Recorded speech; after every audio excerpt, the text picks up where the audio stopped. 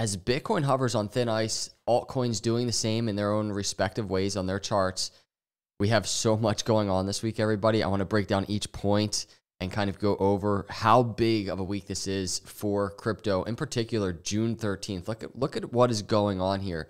Financial Committee crypto hearing, Financial Committee Secretary Yellen hearing, SEC releases Hinman emails, SEC exchange definition comment period deadline, SEC has to respond to Coinbase mandamus suit, SEC temporary restraining order on Binance assets gets decided, CPI print. Are you kidding me with this week ahead? Hit the subscribe and like, and let's go over some of these points. First things first, Congress will hold another major hearing next Tuesday, and this was last week, this tweet, on the future of digital assets and regulatory clarity. How bad do we need this regulatory clarity? So the fact that Congress is doing this is a very big deal. We should pay attention. Yesterday, a major new draft of the U.S. stablecoin bill was also published. And also we have this. This is kind of in similar news. Chairman Patrick McHenry announces a hearing with U.S. Treasury Secretary Yellen on the state of the international financial system. So that hearing is important because, you know, when Secretary Yellen speaks, sometimes, depending on what she says, it can move markets, right? So going into this week, these two major points as it relates to committee hearings, I think is a really big deal. And I think what really underlines this as important, things that are going on different layers as it relates to this. We have U.S. Senator Bill Hagerty warning SEC actions pave the way for a CBDC. So when we start looking at the fact that we're having these hearings, right, and it's a future of digital assets and regulatory clarity hearing, we have Bill Hagerty and others in Congress not too big of fans of what is happening within the government as it relates to CBDC. Tennessee U.S. Senator Bill Hagerty has warned about the consequences of the recent actions of the SEC against cryptocurrency platforms in the country and the objectives that might be behind these. Hagerty stated that the true motivation behind the lawsuits against Coinbase and Binance is to remove the possible competitors of a federal government-issued central bank digital currency. And I don't think it gets any more obvious than that. Gary Gensler, this is Hagerty, Gary Gensler is finally saying the quiet part out loud. The Biden admin wants to kill market innovation to pave the way for a CBDC, which would give the federal government unprecedented insight into your life. And you can just see. And this is really what I wanted to point out. He tweets about this. This was last week. And he just very simply says, Gary Gensler, expect to hear from Congress. So I think that's really relevant information as we look at the digital assets and regulatory clarity hearing that is going on this week. Also, Hinman emails. Hinman emails, I think, might be the hottest topic in crypto this week. Check this quick clip out for context to this. In 2018, William Hinman was Director of Corporation Finance at the SEC. He gave a speech explaining why the token Ether is not a security. Putting aside the fundraising that accompanied the creation of Ether, based on my understanding of the present state of Ether, the Ethereum network, its decentralized structure, we believe current offers and sales of Ether are not securities transactions. Hinman's. So there is obviously just so much drama behind the Hinman emails and behind what you just saw, Hinman, what he just said. But I think this is one important piece as we track the Ripple case and see the outcome of that. It's an important piece as we have other contexts as it relates to the library case and secondary sales of library tokens not being considered securities. All of these things coming together, and the Hinman emails, some of it which was redacted, going to be made public June 13th. This is a really big deal for crypto because there's a lot of speculation what's in those emails, and what comes out could really, I think, move markets one way or the other, depending on how it's interpreted and how it's received by the market. So this is a big deal for crypto this week as well.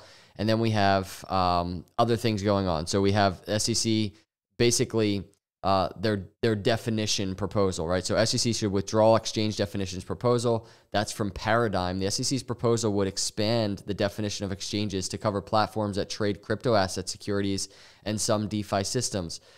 The reason why this is important, this is pertaining to DeFi. This is pertaining to DEXs. The reopening release reiterated the applicability of existing rules to platforms that trade crypto asset securities, including so-called DeFi systems, and provides supplemental information and economic analysis for systems that would be included in the new proposed exchange definition. And right here, this is it. And many of you might use DEXs. A DEX, particularly those using automated market maker mechanisms, and this is from Paradigm, by the way, involves no person or entity playing an intermediating role between buyers and sellers.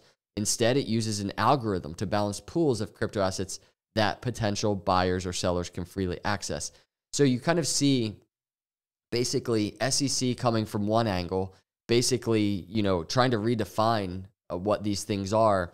And then from, I think, what is the realistic data-driven angle, Paradigm just pointing out the very simple reality of how these systems work, right? So that whole battle right there, so important, again, for the future of crypto and what is going on within the general crypto environment.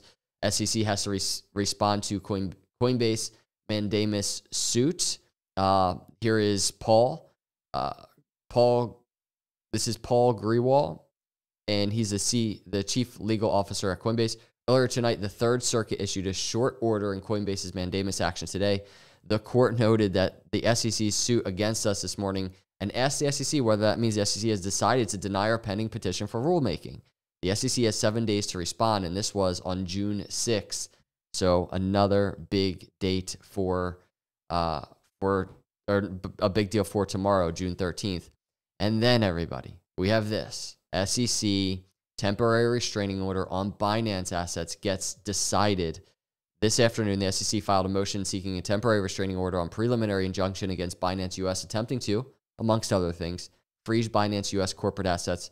How this plays out, this could be another fear event, high volatility event that really can move crypto. Once again, all of these things, I'm just reading through all these things. I'm presenting the info, and I'm just kind of like, after the week we just had last week, this is just a big week.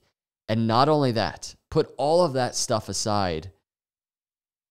This alone is kind of a headline type of event.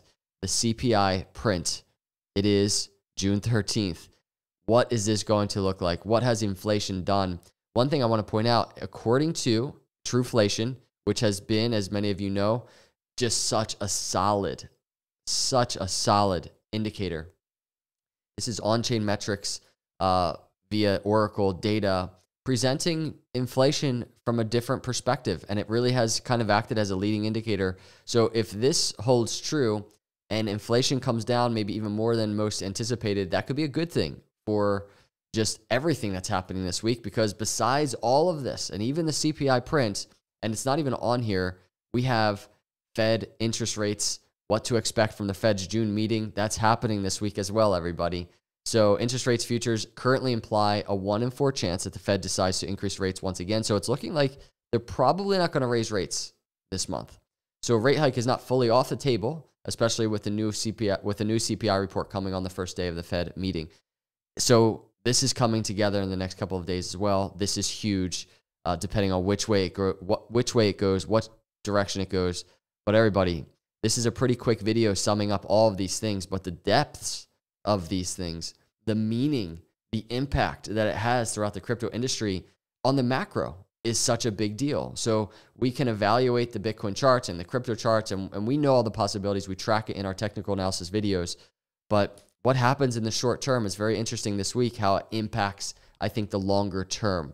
I don't necessarily think that's a bad thing, but we have to just kind of live through the volatility and be patient through it. So let me know your thoughts about all of these things, everybody. Are you ready? Are you buckled up for the week? I appreciate you. I hope you have an amazing start to your week. I'll see you in the next video. God bless.